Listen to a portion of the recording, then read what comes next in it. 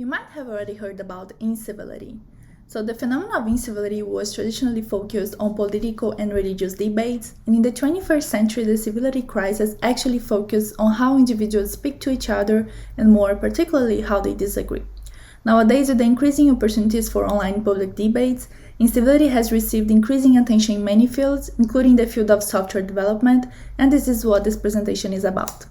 My name is Isabella Ferreira. I'm a PhD student at Polytechnic Montreal in Canada, and together with Jinghui, Cheng, and Bram, we characterize incivility in open source code review discussions.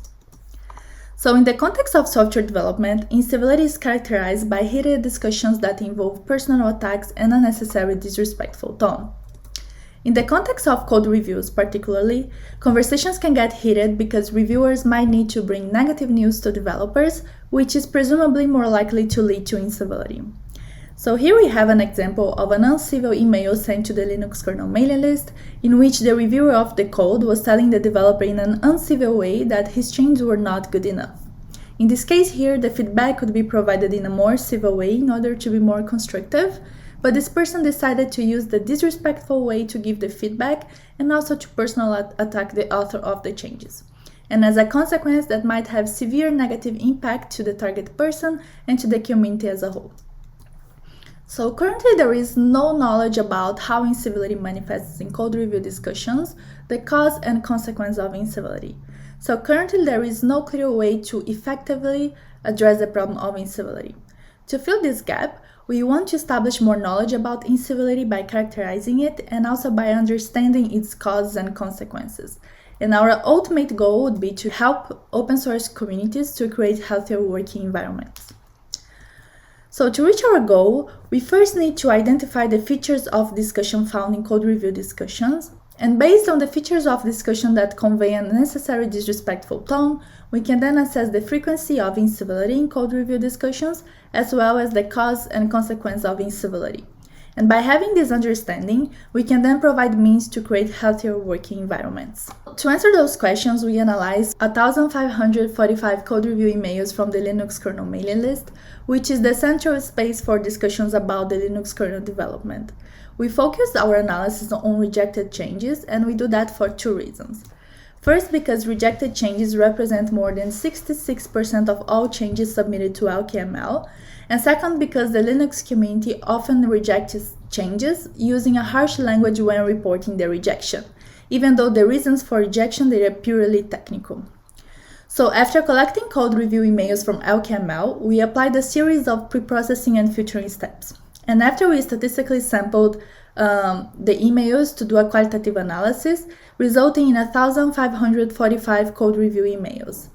And then we performed an inductive qualitative analysis to identify the features of discussion, the causes, and the consequences of uncivil communication. The coding was done by two researchers, and we then calculated kappa, and kappa indicated a strong agreement and reliability of our coding schema. To answer our first question, which asks which features of discussion can be found in code review discussions of rejected patches, we grouped the features of discussion identified in the qualitative coding according to the expressed tone. In our paper, we have identified positive, neutral, negative, and uncivil features of discussions, but in this presentation, I will focus on the uncivil features of discussions and the details of the classification they are in the paper. So, uncivil discussion features express unnecessary disrespectful tones such as bitter frustration, name-calling, impatience, mocking, threat, vulgarity, and irony. As you can see here, bitter frustration, name-calling, and impatience are the most frequent uncivil discussion features. And as an example, frustration appears when someone expresses strong frustration when expectations are not met, or they're voicing their dissatisfaction or annoyance due to a lack of information or explanation. So here in this example, when reviewing a piece of code that was submitted by a developer, a maintainer was frustrated by the fact that the developer didn't check for warnings in the code, and because of that, he said that he would not going to waste his time reviewing the code. So please take a look at our paper for more examples.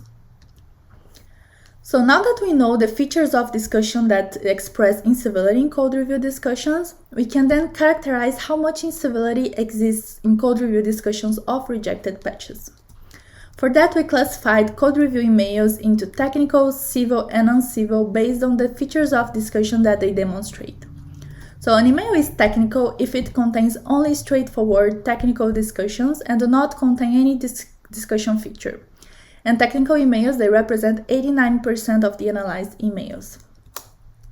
Then we have the uncivil emails, which are emails that express at least one uncivil feature of discussion, and 7% of the analyzed code review emails are uncivil. And finally, we have the civil emails, which are those that express positive, neutral, or negative features of discussion, and none of the features of discussion are uncivil. 4% of the analyzed code review emails are civil. So as expected, because of the technical field of LKML, most of the code review discussions of rejected patches are technical. However, if we look into the non-technical emails, that is by summing up the uncivil and civil emails from the previous slides, which is around 11%, we observe that 2/3 of the non-technical emails are actually uncivil. And this is quite a lot, and this result was surprising to us. So now that we know what are the uncivil emails and their frequency, we can then assess the cause and consequence of those uncivil emails. To do this analysis, we split the uncivil emails by those sent by developers and maintainers. So we have identified 8 themes for the cause of incivility in developers' uncivil emails, and also 5 themes for the cause of incivility in maintainers' uncivil emails. Furthermore, we have identified 8 consequences of incivility in developers and maintainers' uncivil emails, and we also identified the relationship among different causes and consequences. So in this presentation, I'll just give you an example of the cause and consequence of an uncivil interaction, and I invite you to read our paper to know more about it.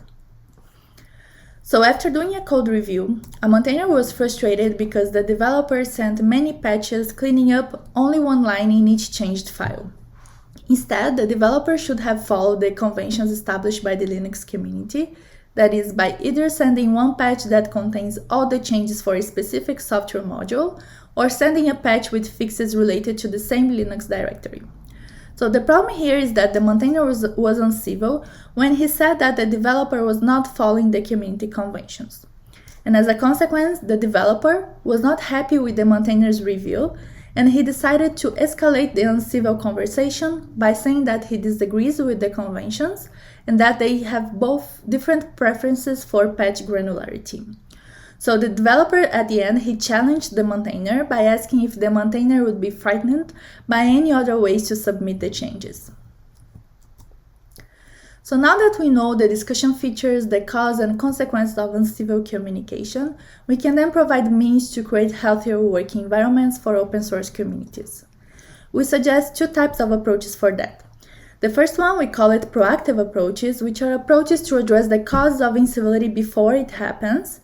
And then we have the reactive approaches, which are approaches that can be done to address incivility after it happens. These approaches, they target the cause of incivility identified in our work. Let's consider the example we'd given before, in which the cause of incivility was violation of community conventions.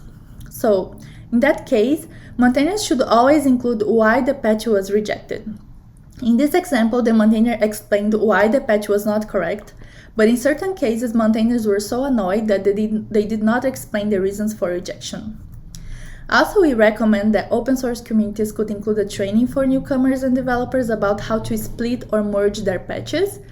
And finally, open source communities could also gamify the review process so that developers that follow the community conventions gain more reputation and status.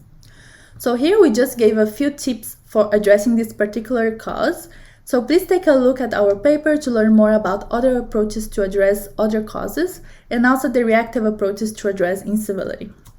Thank you so much for your attention, and to recap, in this work we characterized incivility in open source code review discussions, and I invite you to read our paper for more details. There are a lot of more interesting content and concrete solutions made in the paper that I could not address here in this presentation. Here on the left side you have my contact information. Please contact me if you have any questions and any points that require further discussion. Thank you so much for your attention.